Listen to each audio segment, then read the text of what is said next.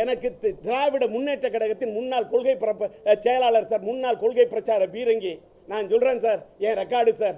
நான் பெரிய ஆள் கிடையாதுங்க, அரசியலில் நான் பெருசாக சாதிக்கலன்னு எழுதுறீங்களா, எழுதுங்க.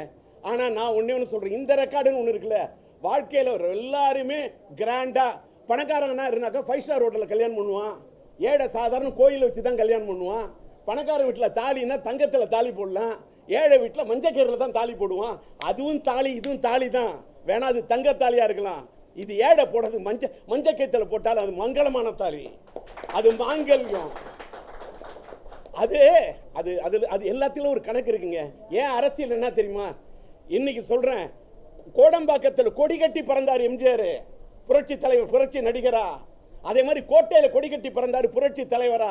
அவரு காலத்துல யாராவது எதிர்கட்சியில இருந்த கலைஞர் பக்கம் வந்த எறும்பு வருமா சார்?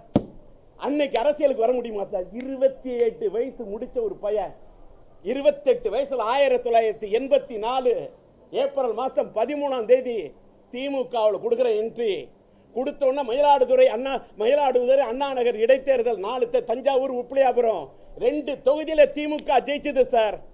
ஜெயித்ததுல நானும் ஒரு காரணம் இல்ல, ஒளி பிடிக்க மைக்கு பிடிச்சு பேசியிருக்கேன்ல, ரெக்கார்டு இருக்குல்ல. யார்? புரட்சி தலைவர் எம்ஜிஆர் காலத்துல டி ராஜேந்தர் சினிமாவில் நடிச்சு கீச்சு தலையெல்லாம் இது போய் நடந்து வரக்குள்ளே கையெல்லாம் யாராவது பிடிச்சிட்டு வந்து தளர்ந்து போய் அரசியலுக்கு வரல. 28 வயசுல வந்திருக்கேன்ல. இன்னைக்கு பேசுறேன்னா என்னோட பையனோட பிறந்த நாள் சொல்ற விஷயம் இருக்கு. 1984 புரட்சி தலைவர் எம்ஜிஆரோட கோட்டையில் இருந்தப்ப அரசியலுக்கு வந்தேன். ஏன் இவ்வளவுலாம்? 1991 தாயக மறுமலர்ச்சி கழகம் ஆரம்பிச்சேன்னா தில்லு பழனி பாராளுமன்ற இடைத்தேர்தலில் போய் நிற்கிறேன். என் மனைவி உஷா ராஜேந்தர் குதிரை சின்னத்தில் 40,000 ஓட்டுங்க, 10% மேல வாக்கு. அந்த 10% வாக்கெல்லாம் வச்சுட்டு நான் பிலிம் காட்டல. 40,000 ஓட்டு அன்னைக்கு நான் சொச்சம் வாங்கினேன்னா அது ஒரு ரெக்கார்டு. இவ்வளவுனா இதுக்கு இந்த கோட்டையில போய் உட்காந்து இந்த நாட்டை ஆண்ட புரட்சி தலைவி அம்மா முதல்வர் ஆகிறதுக்கு முன்னாடி பர்கூர் தொகுதியில் அந்த அம்மாவை எதிர்த்து ரயில் இன்ஜின் சின்னத்தில் சுயேட்சையில போட்டியிட்டு 40,000 வாக்குகள் பெற்றேன். எங்களுடைய தாயக மறுமலர்ச்சி கழகத்தின் சார்பான நிற்கக்குள்ள திராவிட முன்னேற்ற கழகம் தேர்தலுக்கு முதல் நாள் உதயசூரியன் சின்னத்தில் நின்ன பேலட் பேப்பரில் இடம்பெற்ற திமுக வாபஸ் வாங்கினுச்சு. ரெக்கார்டா இல்லையா புரட்டி பாருங்க. இன்னைக்கு நீங்க ரெக்கார்டெல்லாம் எழுதாம இருக்கலாம். எல்லாத்த விட நான் தாயக மறுமலர்ச்சி கழகம் ஆரம்பிச்சப்ப இத்தனை மீடியா கிடையாது, வெறும் பத்திரிகை தான். தினத்தந்தி, தினகரன், தினமலர், தினமணி, இத மாதிரி சில பத்திரிகைகள்ல வந்தாதான். இன்னும் சில பத்திரிகையில மட்டும்தான் வரும். அந்த காலத்துல கட்சி ஆரம்பிச்சு 40,000 வாக்கு பழனியில வாங்கி நாடாளுமன்றத்தில் சட்டமன்ற தொகுதியில் பர்கூரில் 40,000 வாக்குகள் வாங்கி போறான்னு.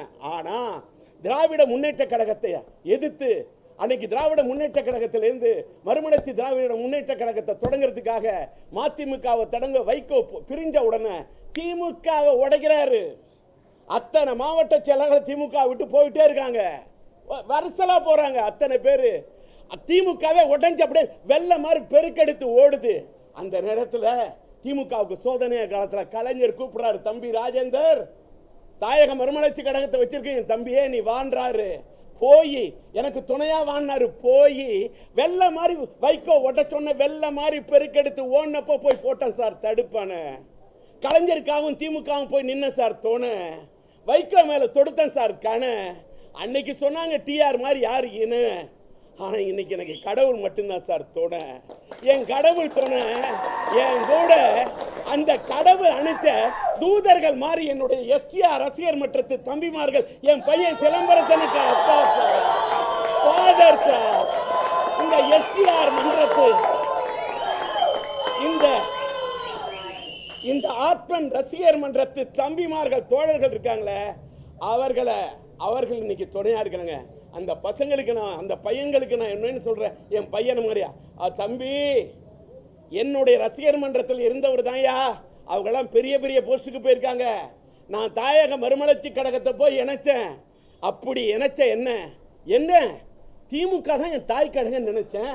அதனால தாயக மறுமலர்ச்சி கழகத்தை என் தலைவர் குருநாதர் அழைச்சோன்னு போய் இணைச்சேன். தப்பா? அந்த திமுக போய் கொள்கை பரப்பு செயலாளரான மேடையா பேசினேன். என் பையன் நடிச்சது மாநாடு, நான் திமுக பேசின அத்தனை மாநாடு. யோசிச்சு பாருங்க. திமுக போட்ட அத்தனை பாட்டு, சினிமாவில் போட்ட பாட்டுலாம் ஹிட்டு. திமுக போட்ட அத்தனை பாட்டு, திமுக கேட்ட அப்படி ஓட்டு. ஆனா அந்த டி ராஜேந்தர் இப்படியெல்லாம் கஷ்டப்பட்டன, அந்த டி ராஜேந்தர் திமுகவின் கொள்கை பிரச்சாரருக்கு என்ன தூக்கி 3 ரூபா உறுப்பினர்கிட்ட புதுப்பிக்கலன்னு என்ன கட்சியை விட்டு நீக்கிறாங்க. அப்ப லட்சிய திமுக ஆரம்பிக்கிறேன். ஆக ஒருத்தரை வேற நடிகர்களோட கம்பேர் பண்ணாதீங்க.